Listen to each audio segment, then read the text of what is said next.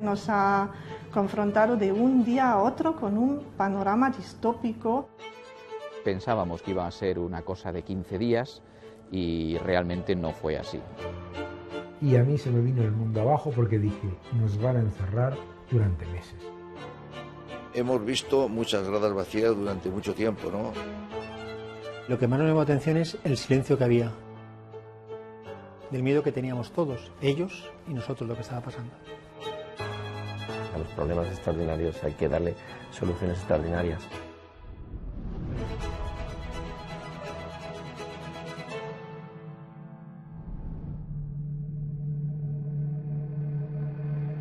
En el día de hoy acabo de comunicar al jefe del Estado la celebración mañana de un Consejo de Ministros extraordinario para decretar el estado de alarma en todo nuestro país, en toda España, durante los próximos 15 días.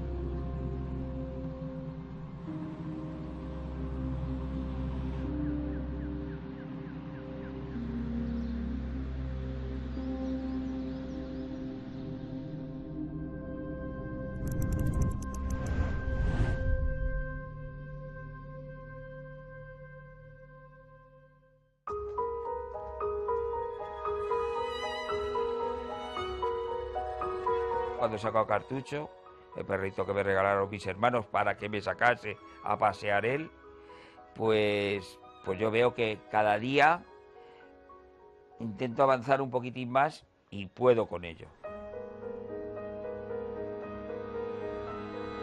Soy comercial, me dedico al tema de organización de eventos y como la Guardia Civil, 24 horas de servicio. Comercial es lo que hay. Como a primeros de marzo me vino pues una gripe. Me fui a mi médico de cabecera y me mandó a casa con mi gripe. Yo me dedico a jefa de sección en una multinacional. Y antes de dedicarme a esto me dedicaba también al mundo del retail y del comercio, aparte de hacer deporte profesionalmente. Yo dejé el fútbol en 2017 o 2016. Continuaba haciendo deporte porque es algo que me apasiona. Yo empecé como si tuviera una alergia, empecé con mucha congestión nasal, con estornudos. Empecé con fiebre, luego días posteriores diarrea, vómitos y ahí ya fue el día 14 o 15 cuando llamé al teléfono para comentar todos los síntomas que me estaban pasando. Estaba bastante peor, subiéndome la fiebre y no podía respirar. Era algo más que una gripe porque no era normal. Y llegó un momento en que decidimos llamar al teléfono de información al COVID porque no respondía, estaba cada vez peor. Pidió una ambulancia que tardó que no llegó. Y al final pues tuve yo que llevarle en el coche al hospital. Directamente me metieron en urgencias y poco más puedo decir yo. Me llamaron del hospital diciendo que le tenían que haber intubado porque no respondía y que le habían inducido al coma. Y bueno, estuve casi 100 días así, en esa situación. Yo fui hasta en 4 ocasiones, perdón.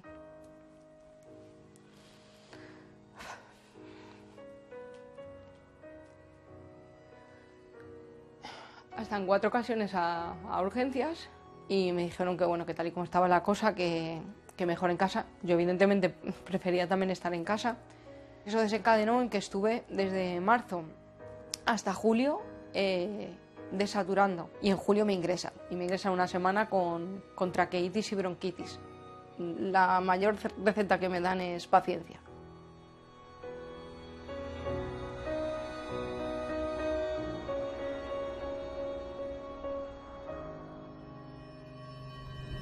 Aquí en la Comunidad de Madrid se han duplicado los datos. Hemos pasado de 202 infectados a 436.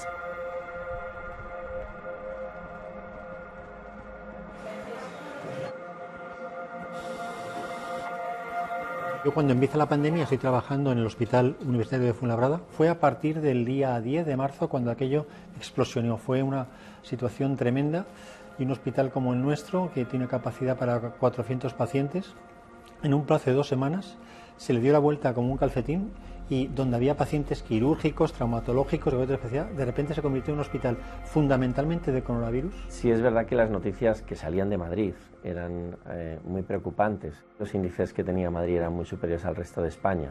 Fue la constatación de que estábamos ante un virus diferente al SARS-CoV-1 y que estábamos ante una emergencia realmente grave.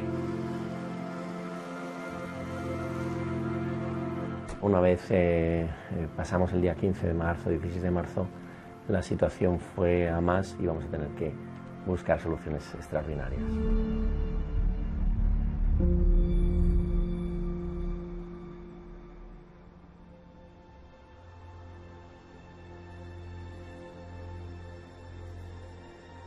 El consejero de Sanidad asumió el mando único de la sanidad pública y privada y con la creación de puestos de camas y de UCIs en sitios que no había previamente, se llegaron a aumentar hasta 24.000 las camas de hospitalización y se pasaron de 650 a casi 2.000 camas de intensivos. Y entonces es cuando el gobierno de la comunidad y la Consejería de Sanidad deciden abrir el hospital de IFEMA y me dicen que habían pensado en mí para el puesto de dirección médica junto con el doctor Marco y la coordinación del doctor Prados. Se decidió qué se tenía que hacer, hizo las llamadas que tenía que hacer para ponerlo en marcha y recuerdo que me miró como diciendo te vas a ir para allá y no hizo falta que habláramos más, directamente cogí mi mochila y me fui directamente a IFEMA.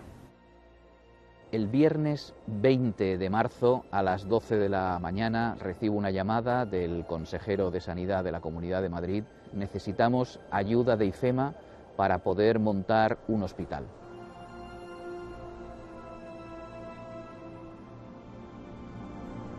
Eran 5.500 camas, vamos a necesitar crear también unas 400 camas de UCI y lo más importante es mañana tienen que entrar 150 pacientes porque estamos desbordados en la sanidad.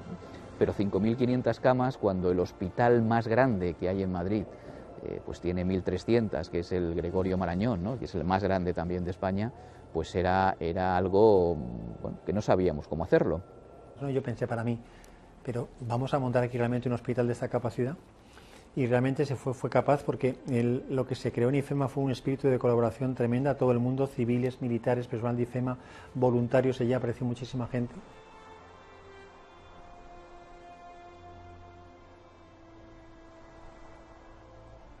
Yo le dije, necesito ayuda, alguien que nos pueda aconsejar qué es lo que necesitamos, y me dijo, no te preocupes, en 2 horas pueden estar en IFEMA 2 personas que se van a encargar de lo que es el diseño del hospital, a ver cómo lo podéis hacer.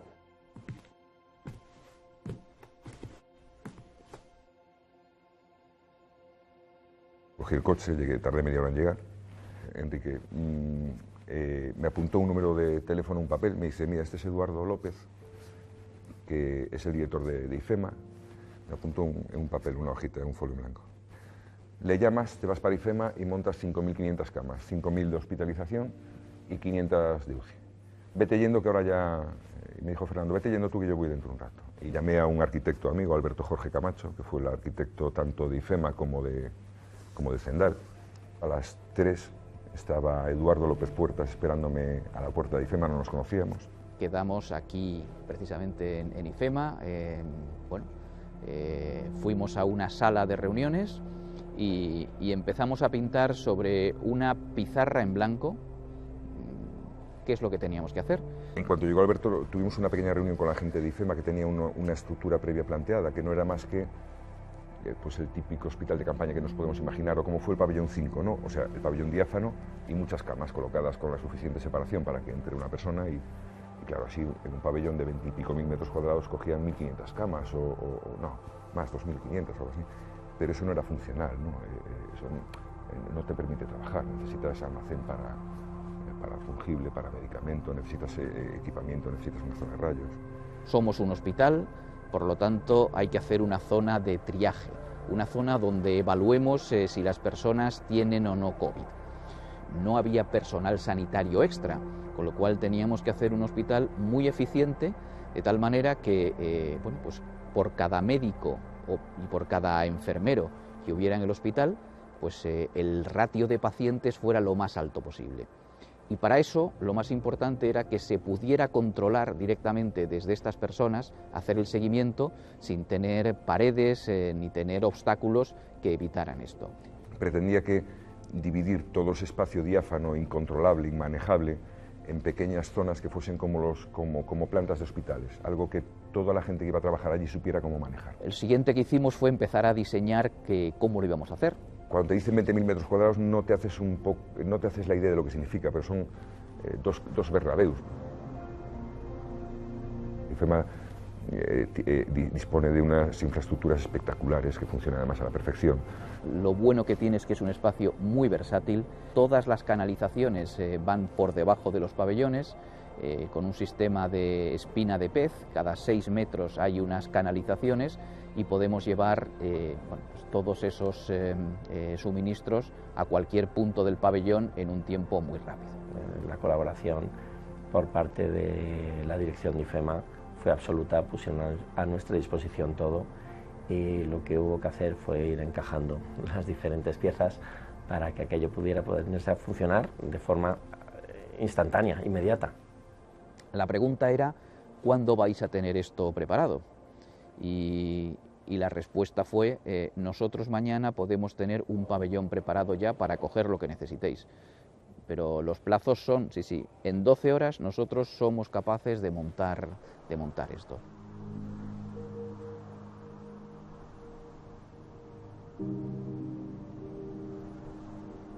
Con lo cual empezamos a llamar a todas las empresas auxiliares que trabajan con IFEMA.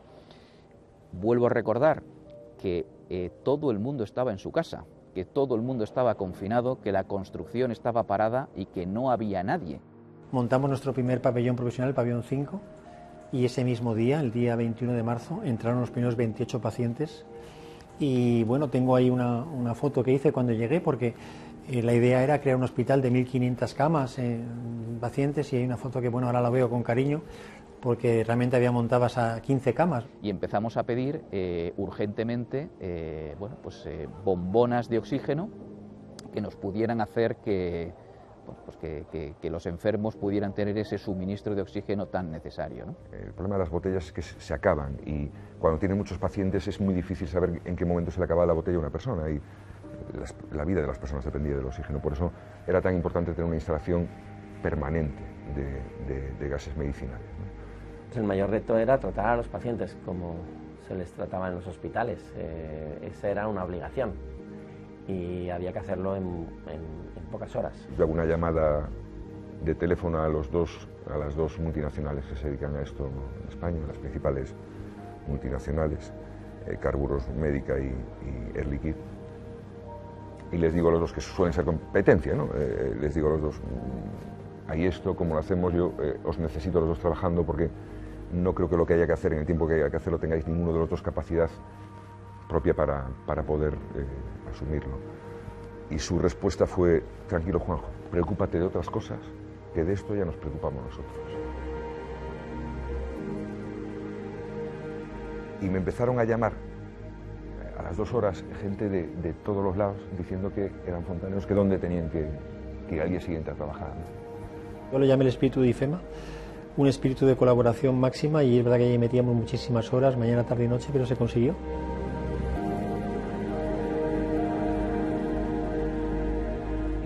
Yo recuerdo una cosa que,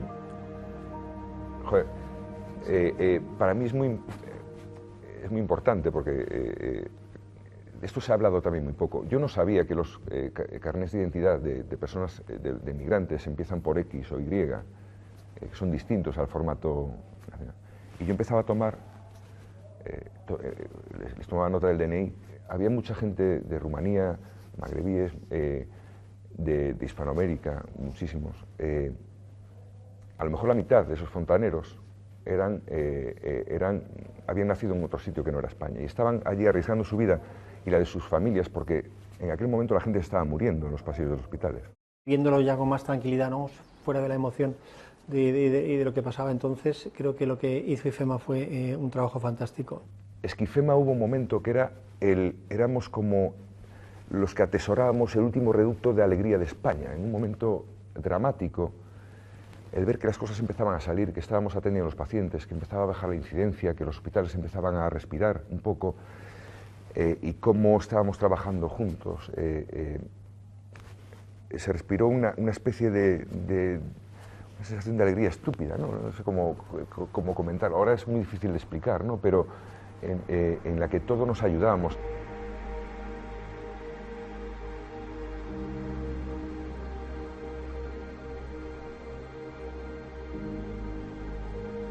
Cada uno con su uniforme, en un efecto multicolor espectacular, todo el mundo estaba para echar una mano cuando se le hiciera falta.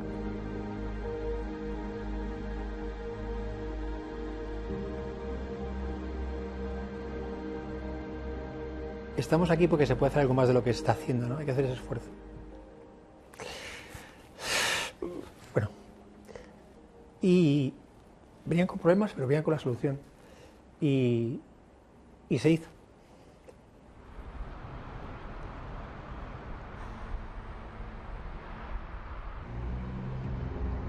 Los que teníamos la suerte de estar trabajando en lo que, bueno, pues en dar solución a lo que estaba pasando, sentíamos esa cercanía. Los aplausos eran una expresión de cohesión social.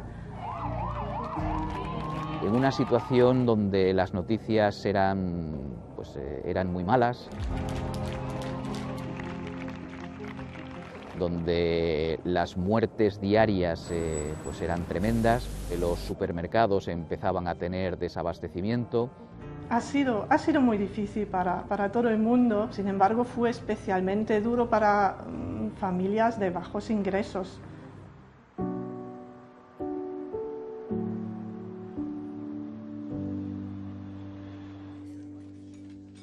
Yo nunca jamás me había visto en una situación así.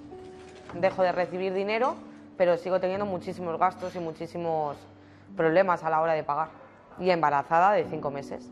Nadie se podía imaginar una catástrofe de esta magnitud. Nunca en la historia reciente habíamos visto una decisión por parte de los gobiernos de cerrarlo todo, excepto las actividades llamadas esenciales. Realmente no nos dio tiempo a tomar medidas. Nos encontramos prácticamente pues con la realidad de que teníamos que cerrar nuestros negocios. Yo antes de que empezara la pandemia trabajaba en una peluquería en la zona de Vallecas. Cerraron todo de un día para otro. Que dejase el secador y las tijeras en mi lugar de trabajo, yo dejé de ingresar dinero en mi casa.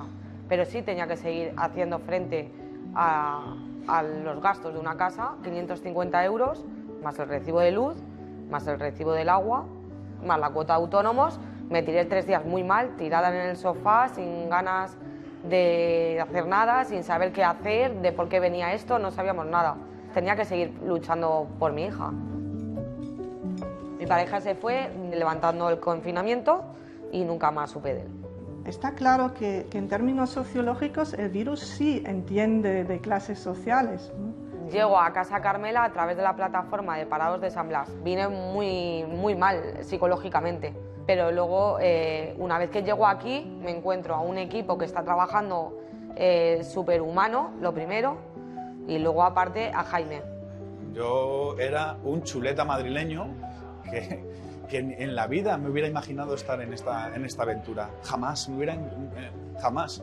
Pero bueno, cuando ves el drama en la puerta de tu casa, pues todo cambia. Viene muy perdida, sin comer bien, sin ningún tipo de ayuda, sin ningún asesoramiento, ni por dónde tirar. Bueno, la primera vez que yo hablé con ella, pues se desplomó llorando. No, y yo, tranquila, no pasa nada, ¿qué necesitas? ¿Apoyo de comida ahora mismo? Aquí ven todos los días y tienes un buen menú para ti y para tu hija. Pedir comida al principio te da mucha vergüenza, porque no sé, ¿por qué yo tengo que pedir comida ante una situación así?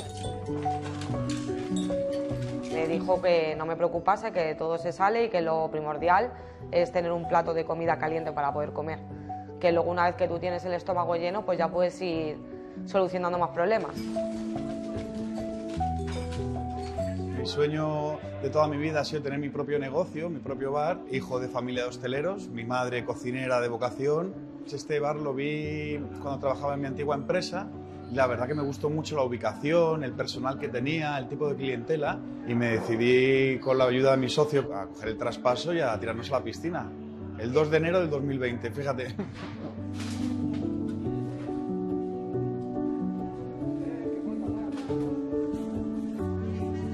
Empezamos a trabajar muy bien, la verdad, porque este es un polígono industrial dentro de la ciudad, con muchas oficinas, con mucho tránsito de gente. Empezamos a trabajar muy bien y llegó el 13 de marzo, lockdown, cerrojazo, todo el mundo a casa. Vivimos una situación inédita, teníamos que cerrar la hostelería de Madrid. Al final cerramos 32.000 establecimientos de hostelería, pero cerramos algo más, que fue el ocio.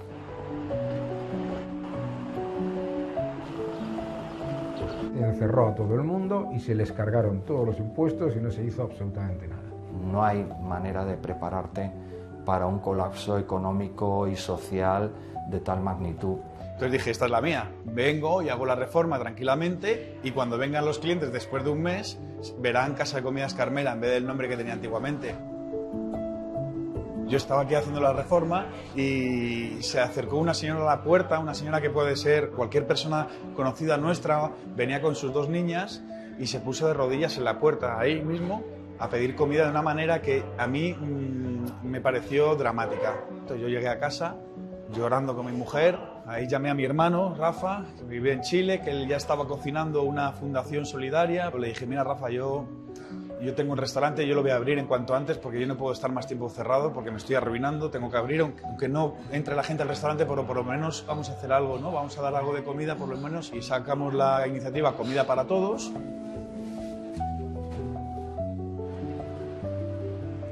La mayor parte de la población ha reaccionado de forma ejemplar y bastante responsable. Mucha solidaridad y mucho apoyo mutuo.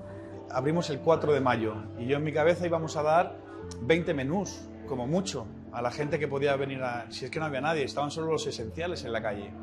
Entonces yo dije, si vamos a cocinar para 20, pues oye, cocinamos para 40, esos 20 de más, pues los entregamos, ya que tenemos un restaurante, pongamos la cocina al servicio del barrio. Es la página web de Casa de Comidas Carmela, ahí pusimos un producto que era menú solidario por 3 euros. Me acuerdo que el primer mes, no sé si teníamos ya como 1.500 menús, entonces yo decía, bueno, si tenemos 1.500 menús, pues podemos pasar de 25, podemos pasar a 50, incluso a 100 y 150 menús que hemos estado entregando. Llevamos hasta la fecha 38.500 menús entregados en este restaurante.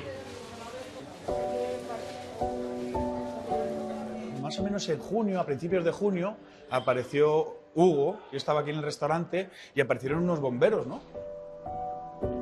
Hace 8 años creamos la asociación Bomberos Ayudan. Empezamos dando dinero al pequeño comercio, que estaba muy castigado por la crisis, y ese pequeño comercio suministraba alimentos a las asociaciones que repartían en las familias. Todo lo que hemos creado en estos años se lo pusimos en bandeja a Jaime para que haga lo que quiera. El primer día llegamos con 2.000 euros preparados para menús. En principio fue el dinero, luego la gente, colaboración para reparto de alimentos, transporte de material, poner la estructura para que todo lo que quiera que pase por nosotros va a ir directamente el 100% para el proyecto. Hugo es un grande, y a mí siempre se lo he dicho, que él es como un faro, una referencia para mí. Pues yo no sabía de solidaridad. Hasta que llegó el confinamiento, yo salía de un trabajo y me encontraba otro. Casi nunca he cobrado el paro, nunca he cobrado ayudas.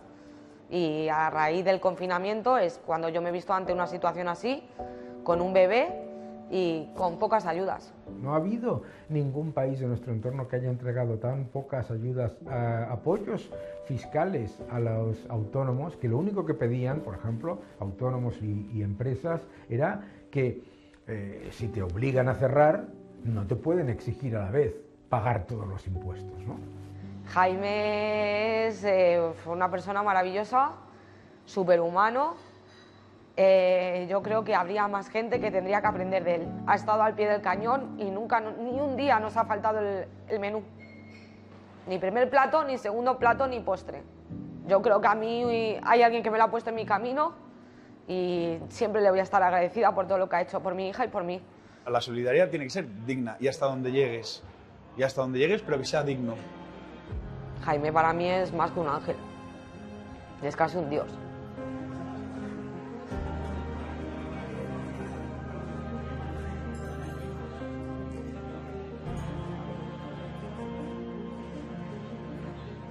La vida cambia, pero el gran valor que tenemos es que nos sabemos adaptar. Los hoteles medicalizados se pusieron en marcha porque en plena pandemia, con los hospitales llenos, había muchos pacientes que sin requerir una atención sanitaria propia de un hospital no podían ir a sus casas por el riesgo de contagiar a sus familiares y además requerían cuidados que aunque no fueran hospitalarios no podían recibir en sus casas.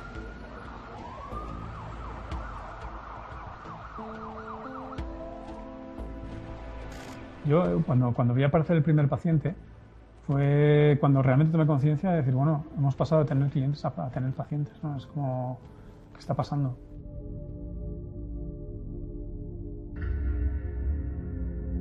Pues Aire Gran Hotel Colón es un hotel de 356 habitaciones.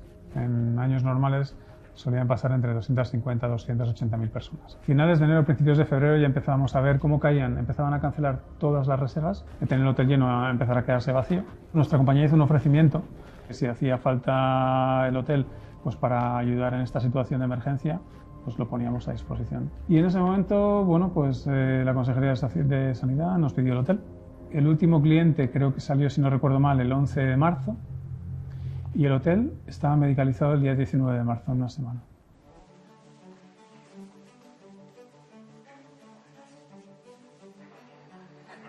Yo me reuní con el director del Hospital Gregorio Marañón y bueno, me explicó aquí en el hotel físicamente las necesidades que iban a tener y desde ese momento empezamos a trabajar. Era y soy el director de los programas de trasplantes del Hospital Gregorio Marañón y cuando estalló la pandemia pues me desplacé aquí al hotel. Y la verdad es que fue un verdadero reto porque empezamos a funcionar en 48 horas, se montó en 24 horas y a las 48 horas ya estábamos recibiendo pacientes. Cada planta se transformó como en una planta de hospital, con su cobertura de profesionales de enfermería, con médicos. El objetivo fue traer aquí a los pacientes que requerían aislamiento, pero que desde el punto de vista médico pues no estaban muy graves y lo que precisaban fundamentalmente era pues cuidados de enfermería, atención y vigilancia para poder derivarlos al hospital si se presentaba cualquier complicación. Ver un hotel que habitualmente tiene una ocupación altísima, que siempre está lleno de clientes, las zonas comunes con muchísima vida, el bar, el lobby, y de repente pasas a ver un hotel que está vacío porque los pacientes estaban aislados en sus habitaciones, completamente vacío, y cambia el olor, del olor típico de hotel empieza a oler a lejía. Cada vez que entraba al hotel me costaba asimilarlos. Yo soy un poco hipocondríaco, pero yo lo único que veía desde la ventana eran ambulancias, los sanitarios equipados con los equipos de protección, policía y la calle completamente vacía. Era una sensación, era como apocalipsis zombie.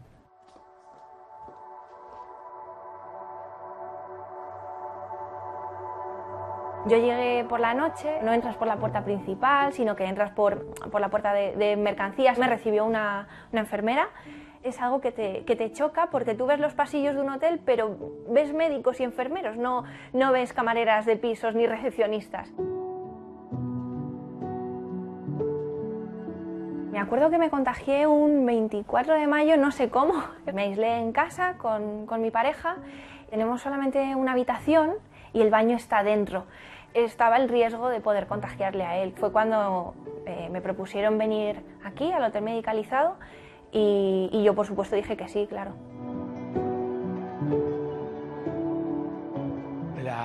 La idea fundamental fue proteger a los profesionales para que no se contagiasen, con lo cual pues ideamos el hacer el pase de visita que hacemos en los hospitales, no en presencia física sino telefónicamente. Las enfermeras eran las que estaban 24 horas del día al lado de ese hilo telefónico, entrando a las habitaciones siempre que fuera necesario. Se trató a los pacientes con mucha humanización. Tú tenías un protocolo muy claro, a las 8 de la mañana te llamaban por teléfono para medirte las constantes, latidos, oxígeno y temperatura. A las 9 entraban a dejarte el desayuno, era muy cercano, no se podían quedar contigo y era al final tú lo que echabas más de menos, el que se quedase alguien contigo, pero bueno, al menos sabías que había alguien o al otro lado del teléfono o al otro lado de la puerta. El último día fue de gran satisfacción por el trabajo que hicimos atendiendo a más de 2.000 pacientes y afortunadamente no tuvimos ningún fallecimiento en el hotel. Hoy es un día para celebrar que estamos cerrando esto. Ser la última paciente que estuvo en este hotel era para mí aparte un orgullo, porque significaba que todo iba mejor. Creo que yo ponía fin a una etapa y a un momento que todos estábamos esperando y desde la jefatura de prensa de Gregorio Marañón me dijeron: ¿te apetece acudir al día siguiente al acto? Y dije, vale, no tengo problema. No me imaginaba que iba a ser eso. Entonces, cuando bajé, había muchísima gente. Yo no sabía la magnitud que podía tener eso. Recuerdo especialmente a Belén, que fue la paciente más que dijo unas palabras que además que es que yo creo que no se puede hacer mejor. La lucha no ha terminado, el virus no se ha ido. Al final el mensaje que quería transmitir a la gente joven como yo era que aún así, aunque viniese el buen tiempo y aunque un cierre de un hotel medicalizado como era este caso suponía que las cosas iban mucho mejor, no había que relajarse.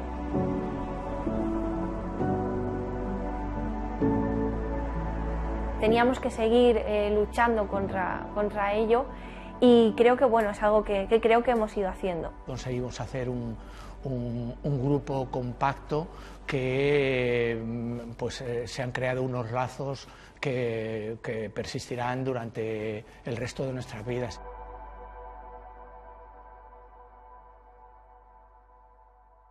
Un día abro los ojos y me encuentro, pues imagínate, la gente con los EPIs puestos, las pantallas esas que tenían con las mascarillas, los gorros, vamos, de astronautas totales. Pues yo estaba pues como en una película. O sea, fue verle la cara y verle a él y dije, Ana, prueba superada. Hasta aquí hemos llegado y hemos aguantado, pero yo creo que a partir de aquí esto ya sí que va a ir a mejor. Y verle entrar por la puerta de casa fue, vamos, lo mejor que podía pasar. Fue estupendo. He tenido más de 50 síntomas, decidí apuntarme todos los síntomas y de esta manera podían mirarme más a fondo. He tenido vómitos, diarrea, pérdida de memoria de palabras básicas. De hecho, tenía que describir lo que quería decir a mi pareja para que supiese qué le estaba diciendo. Dolores de cabeza, cansancio extremo, dolor de manos, inflamación y dolor de la pierna, entumecimiento, taquicardia, dolor y presión en la tráquea, en el pecho. Estuve dando positivo 2 meses y sumándole cada vez más síntomas. Y poco a poco, con tratamiento, poco a poco fui mejorando, pero no del todo, no al 100%. Me siento muy orgullosa y nos debemos sentir todos muy orgullosos de lo que supone IFEMA para Madrid. Por eso les queremos hacer un nuevo anuncio. El nuevo hospital de emergencias de la Comunidad de Madrid se va a ubicar muy cerca de aquí. ¿Qué le vas a decir a tu presidenta cuando te dice que si estoy dispuesto a hacerme cargo del primer hospital de pandemias del mundo? La presidenta nos pidió que trasladásemos la experiencia de IFEMA porque realmente se reproduce el modelo IFEMA, pero que no tiene nada que ver. Lógicamente IFEMA eran pabellones de ferias y lo que se hace en el Zendal es un hospital perfectamente dotado. De forma increíble fueron capaces en solo 3 meses en levantar una estructura suficiente para poder empezar a trabajar como empezamos a trabajar en el Zendal.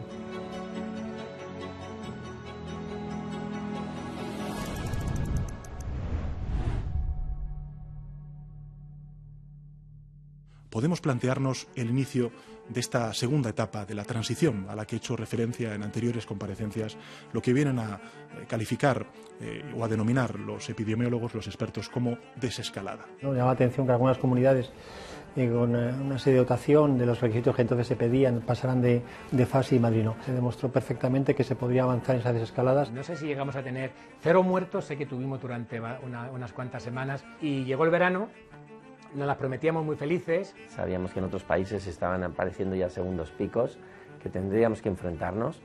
Ahí ya comprendimos que el virus difícilmente nos iba a abandonar, que el virus iba a continuar. Y entonces lo que nos dimos cuenta pronto es que la pandemia no era homogénea en la Comunidad de Madrid, que había zonas que tenían mucha incidencia y por algunas razones determinadas y otras que tenían menos. Entonces nos parecía desde el principio de la gestión de la pandemia que no podías tomar las mismas medidas que afectasen a todo el mundo por igual cuando la evolución de la pandemia era diferente. Teníamos las aguas residuales, veíamos cómo se comportaban los hospitales y eso nos permitió tomar decisiones por zona básica de salud y además yo creo que eso funcionó. Madrid vuelve a estar en estado de alarma, entra en vigor la orden en unos minutos. Iremos a los tribunales nuevamente, como hicimos con el pase de fase, para defender los intereses legítimos de los madrileños y que las medidas se ajusten a la normativa, a la realidad, que sean objetivas y justas. Nos dejaron solos, pero te digo una cosa, yo creo que pasado el tiempo creo que ha sido mejor para nosotros.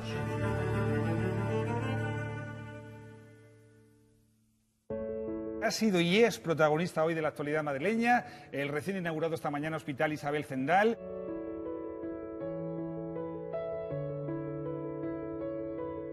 Recuerdo muy bien cómo fue la llamada para venir aquí a este reto de este hospital. Me mandaron un WhatsApp y me dijeron, somos de la consejería, llámanos cuando puedas. Y fue cuando me dieron la oportunidad de reunirme con ellos y ofrecerme el reto de coordinar la unidad de intermedios de este hospital. Una UCRI es una unidad de cuidados intermedios respiratorios. ¿Cuál es el objetivo de estas unidades? El objetivo es un paso intermedio, como dice su palabra, entre los pacientes que están en hospitalización y pacientes que están en unidades de cuidados intensivos. Es un hospital que no se parece en nada a los otros, pero si lo pensamos para lo que está construido, que es para el manejo de pandemias, pues tiene el beneficio de tener techos muy altos que permiten que el virus, por su peso, suba hacia arriba y además un cambio de aire que se recicla cada 5 minutos que permite que los pacientes y los trabajadores estén en un centro seguro para evitar contagios. La filosofía de techos altos que nos había permitido en IFEMA tener un ambiente mucho menos cargado y lógicamente no tener tantas infecciones como estábamos viendo que estaban teniendo nuestros compañeros en los hospitales, pero por otro lado teníamos que darle versatilidad. Hay cubículos de 8 camas en los que los pacientes están enfrentados con un control de enfermería que está atendiendo a todo ese grupo de pacientes. Puede parecer a priori que tiene menos intimidad, pero la atención yo creo que es de mayor calidad, sobre todo en la parte más crítica, pero también tenemos otra cosa que en otros hospitales no tienen. Aquí los pacientes pueden caminar, pueden dar vueltas alrededor del hospital.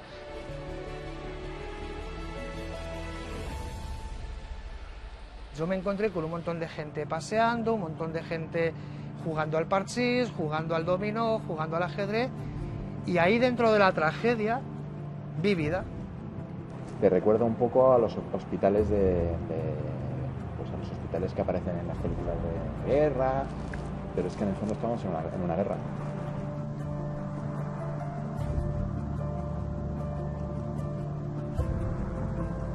Yo empecé a trabajar aquí el 15 de diciembre del año 2020. Yo trabajaba en el 12 de octubre en la planta de cirugía torácica. Estalló la pandemia, mi planta se convirtió entonces en una planta COVID. Los momentos más duros para mí fueron ver cómo los pacientes ingresaban solos, se iban solos, o bien de alta, o fallecían solos. Si tenían la oportunidad de fallecer con nosotros, pues a lo mejor yo le daba la mano para que no lo hiciera solo, ¿no? Porque es muy duro ver morir a alguien sin ningún familiar. Y me impactó muchísimo tener que venir desde Toledo por la carretera solo. Pero al mismo tiempo decía, alguien tiene que ir, alguien tiene que estar con los pacientes, alguien les tiene que alimentar, alguien les tiene que lavar y alguien tiene que hablarles. contagiar la segunda semana de diciembre de 2020 y al día siguiente por la mañana me dijeron que tenía neumonía bilateral y que había que ingresar. Que tenía dos opciones, que me podía ingresar en el hospital clínico o que podía ir al hospital Zendal, y el médico de urgencias me dijo que en ese momento estaba menos saturado que ellos, que él me recomendó que si podía, que me fuera a Zendal. Y yo dije que me daba igual y me vine aquí. El día 24, el día de Nochebuena. Cada día me encontraba más débil y el 26 yo no me encontraba especialmente peor, pero en un momento determinado fui al cuarto de baño, que para ir al cuarto de baño te quitabas el oxígeno 5 minutos, y en el cuarto de baño me caí redondo. Ya luego por la noche vino una enfermera y me dijo que ya había una plaza en la UCI y nunca entendí cómo fue capaz una enfermera de 1,50 m así de delgada de llevarme a mí, que soy bastante grande, en la silla de ruedas todo el pasillo de la UCI, además de la bombona de oxígeno, y fuimos todo el camino y entramos en la UCI. Y me dormí, me quedé totalmente tranquilo y ya no me acuerdo de nada hasta que me despertaron.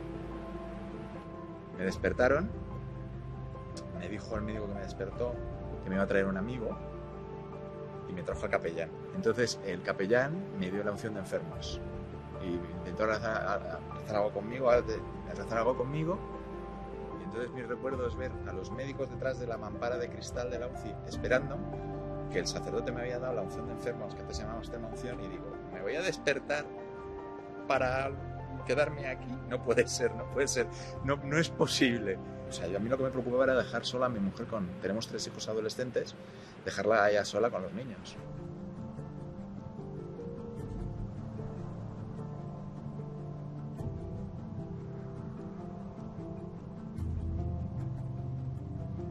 Yo salí de aquí del hospital y como te he dicho, yo hablaba mucho con la gente, porque es que si no aquí el tiempo se hacía eterno. Entonces hablaba con las enfermeras, hablaba con los celadores, hablaba mucho con los pacientes, incluso hablé bastante con los médicos. Y el día que me iba a ir, me fui a despedir.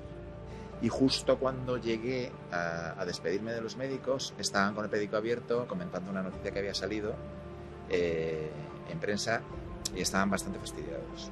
Para nosotros el inicio fue duro, con las críticas fue bastante difícil porque se dirigió más hacia la mirada política que hacia la mirada asistencial.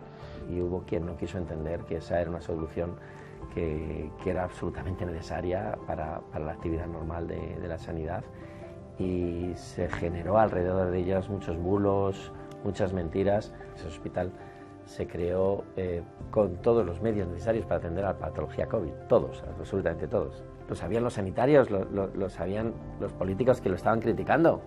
Era una impotencia brutal el ver que estábamos curando a las personas y que las personas no querían venir porque se les había dicho que aquello no reunía las condiciones que realmente reunía. Cuando tú mezclas política con tu profesión, mal vamos. Mal vamos porque quien paga el pato es el paciente y los familiares de ese paciente, porque lo único que hace es inculcarle miedo, inseguridad, y este hospital, pese a quien pese, ha salvado muchas vidas. Yo salí de aquí con la sensación de que tenía que hacer algo. No sabía el qué, pero que tenía que hacer algo. Y me lo pensé muy mucho, ¿no? Y de hecho escribí la carta y la tuve una semana guardada. Y el día que trajeron a mi madre cogí la carta y la envié.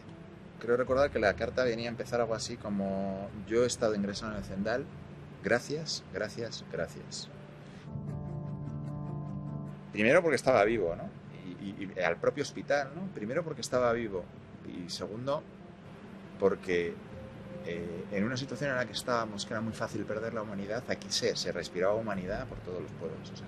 Trabajar aquí me ha servido para crecer como persona, sobre todo. Profesionalmente, pero sobre todo como persona. Me devolvió la confianza, si es que la había perdido, me devolvió la confianza en el ser humano.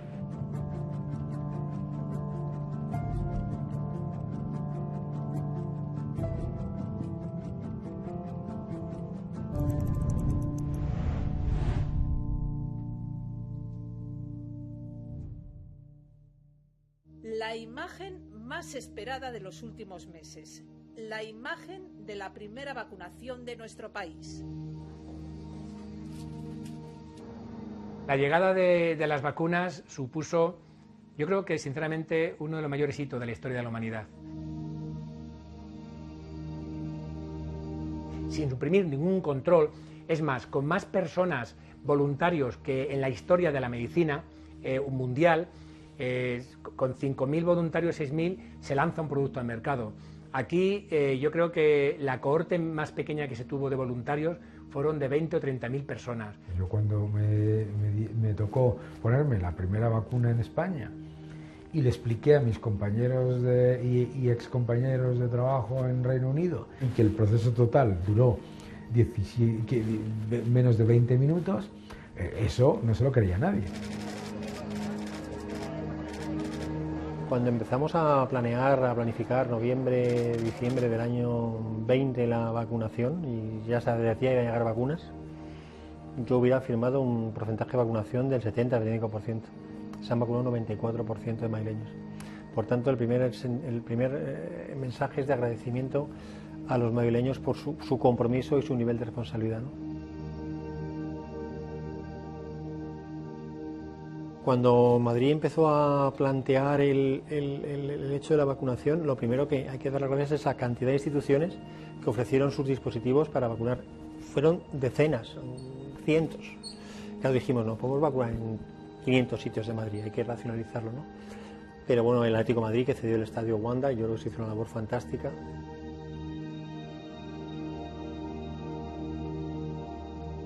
Bueno, el Atlético de Madrid se ofreció de una manera voluntaria y además buena a la Comunidad de Madrid para decirla que estábamos a su disposición para poder hacer lo que realmente quisieran, ¿no? Ellos decidieron que el Wanda era un sitio magnífico para hacer este tipo de vacunaciones y realmente pues ha sido una experiencia muy buena y sobre todo muy acertada.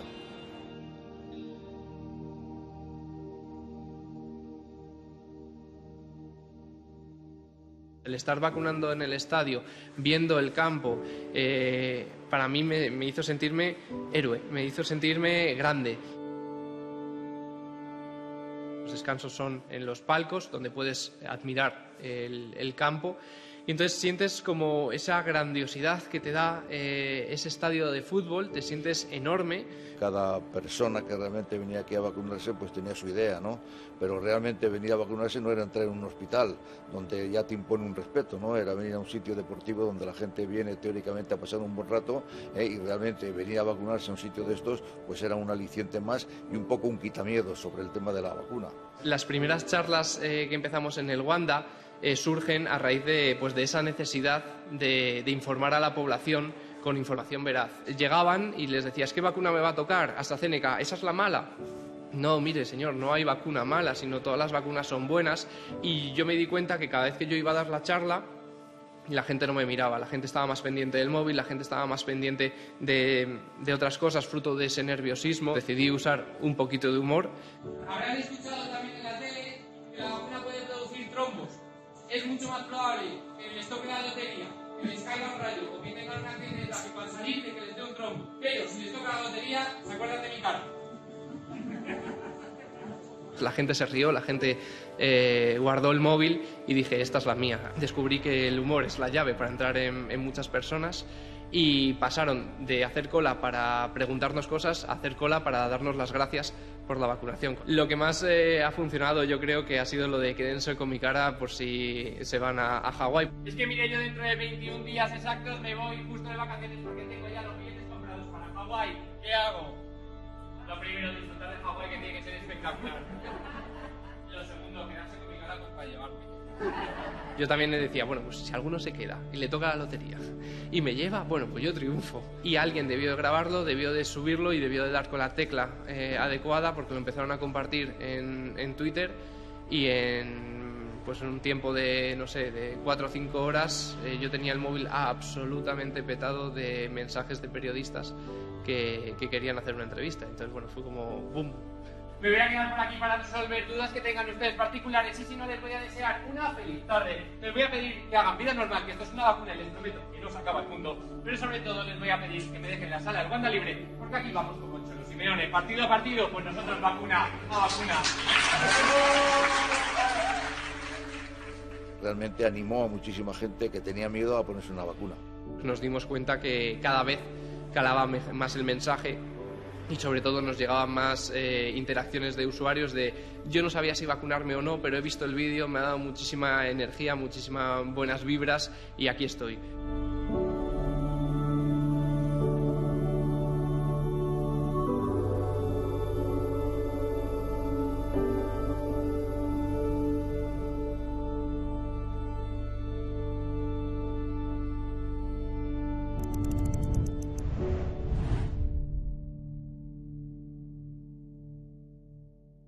Claramente el Gobierno de Madrid ha apostado por levantar bastante pronto ciertas restricciones del ocio.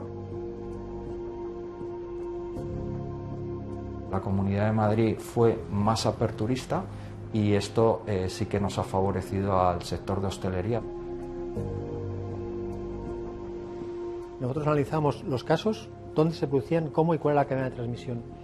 Y no veíamos que fuese la hostelería el responsable, veíamos más que los casos se producían en el ambiente familiar fundamentalmente o en el ámbito laboral, pero la hostelería o la restauración no estaba a la cabeza de la causa de los problemas.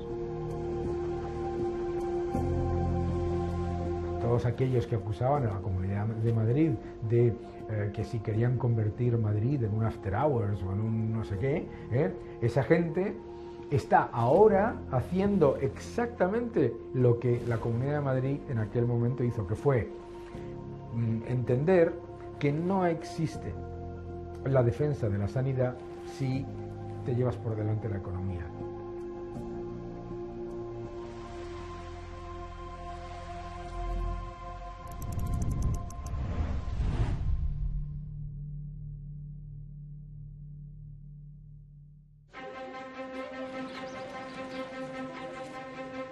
Psicológicamente es muy importante ver la luz al final del túnel. Las terrazas han sido la gran salvación, ¿no?, para muchos establecimientos de hostelería. En Madrid se recupera el 100% del Producto Interior Bruto, se recupera el empleo, se recupera la actividad económica y además se recupera sin acudir a subterfugios de gasto innecesario o de subirle los impuestos a los ciudadanos, ¿no?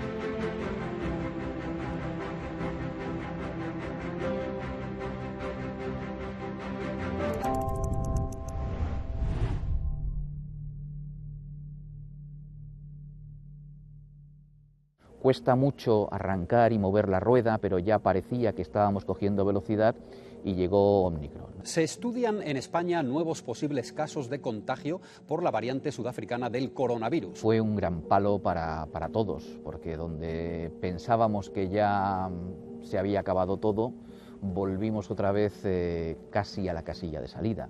Fue algo que realmente no esperábamos a nivel epidémico. Pensábamos que esto se iba a acabar y que no íbamos a tener una nueva oleada. La llegada de Omicron ha supuesto un paso atrás, porque ya las restricciones no vinieron por parte de las administraciones, vinieron del propio cliente. Cuando te acercas a un establecimiento, un fin de semana puede estar lleno, pero hay que verlo un lunes, un martes, un miércoles.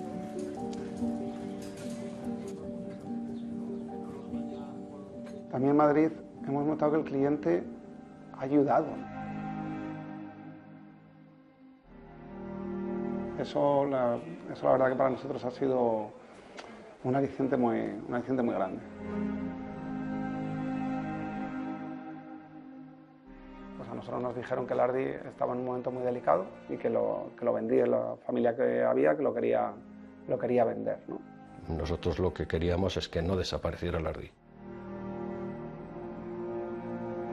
Mi familia compra el negocio en 1926.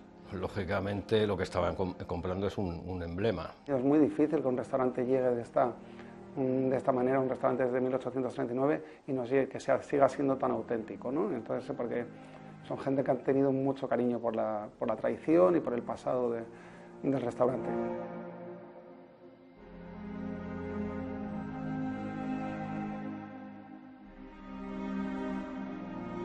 Mi madre nació aquí en el segundo piso y vivió aquí, pasó la guerra civil aquí, o sea, fin, es de toda la vida, no solo es mis 23 años trabajando, sino mucho anterior.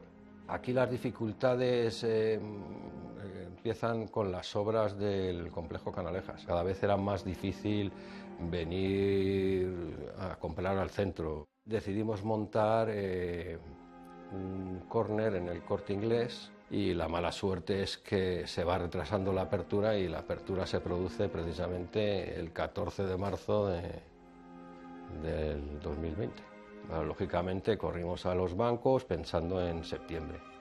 En ese momento se permite abrir la hostelería con el 50%. Se levanta un poquito la cabeza en Navidad, se nota un optimismo, pero en cuanto pasa Navidad nos damos cuenta que no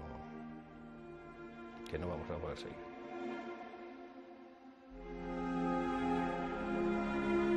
Entonces lo que hacemos es solicitar el preconcurso. Poníamos dos condiciones, que era la continuidad del negocio y el que se quedasen con los empleados.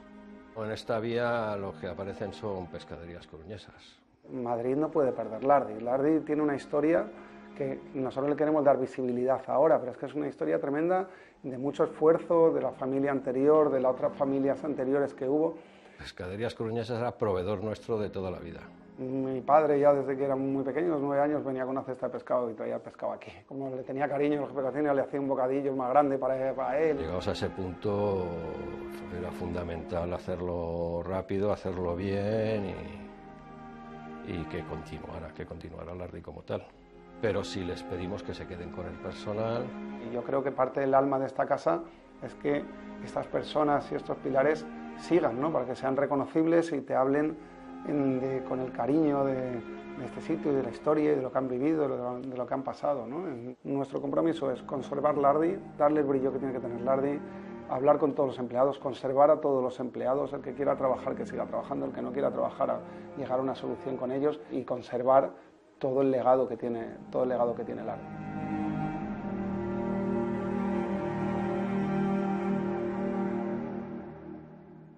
El COVID me ha dejado de todo. Sigue teniendo muchas secuelas y muy importantes. Sigue dependiendo del oxígeno las 24 horas del día. Las manos se me han quedado totalmente dormidas. Sigo sin olfato, sin gusto. Me ha dejado sordo del oído izquierdo. En el ojo derecho tengo un herpes recurrente, lo que me ha dejado es una retahíla de pastillas, que puedo tomar 20 pastillas diarias, una cosa así. Es la médico, creo. Es que tenía consulta hoy. Sí. Sí, soy yo. Estoy con ánimo porque sé que eso es lo que me mantiene a mí. Pero no creas tú que muy convencido ya. Es que llevo 2 años. Sí, te puedes reír si tengo un libro abierto aquí que debo llevar como 20 páginas en un año. No me entero de lo que leo, o sea, me embarullo. El oxígeno, el aparato hace ruido, por lo que es irme a un cine, a un tal, me da cosa porque parece que estorba, ¿sabes? Y es que hace ruido. Pero yo tengo la esperanza de que se pueda quitar en algún... ¿Sabes? Gracias, doctora. Hasta luego.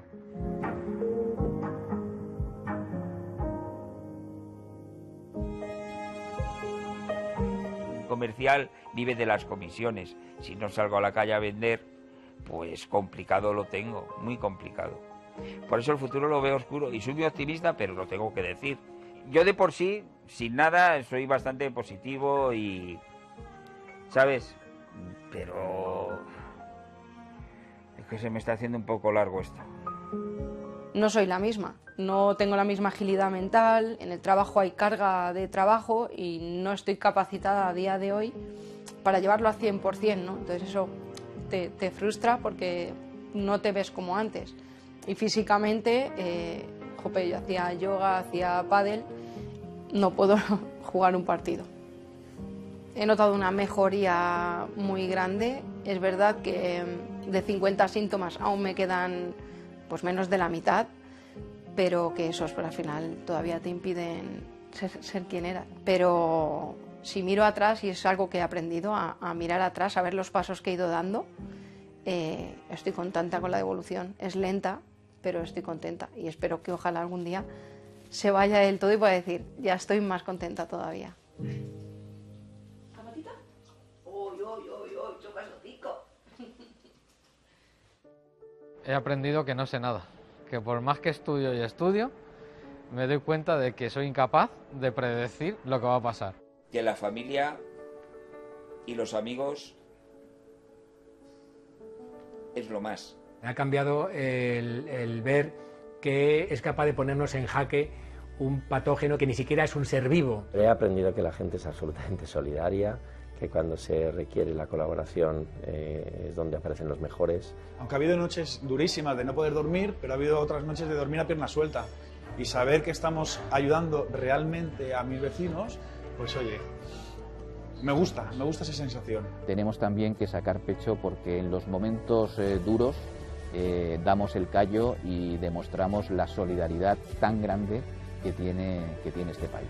Cuando los españoles nos alineamos y focalizamos el propósito, el objetivo, es impresionante. Ha sido muy bonito como enfermería y los técnicos hemos estado juntos trabajando, pues codo a codo, hombro con hombro. Está una gran parte de la población vacunada. Yo creo que la vida hay que verla ya con alegría, no hay que verla ya con el pesimismo de una enfermedad que no hemos sabido ni por dónde ha venido ni cómo combatirla. He aprendido a respetarme. Tienes un dolor, acéptalo, escúchalo, si necesitas parar, para. El mundo va a seguir y el mundo vencerá al coronavirus, no me cabe ninguna duda.